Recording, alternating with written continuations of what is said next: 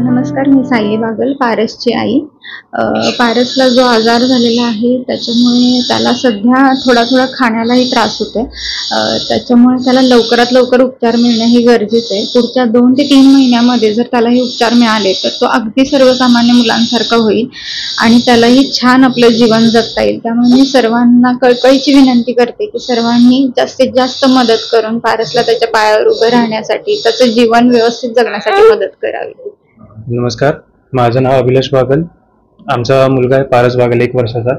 त्याला SMA type 1 हा आजार झालेला आहे, स्पायनल मस्क्युलर ॲट्रॉफी टाईप 1.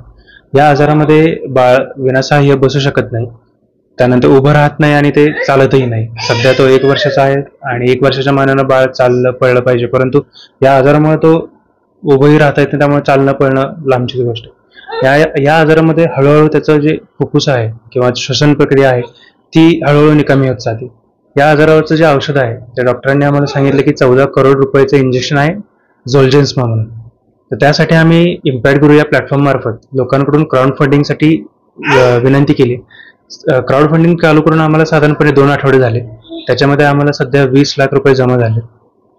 तरी आमची सर्वांची, बागल कुटुंबियांची आपल्याला विनंती राहील की आपल्या परीने जशी होईल, ज्या परीने होईल त्या परीने आम्हाला मदत करावी, जेणेकरून पारस आमचा मुलगा हा सर्वसाधारण जीवन जगेल, इतर मुलांसारखा बागडू शकेल, पळू शकेल.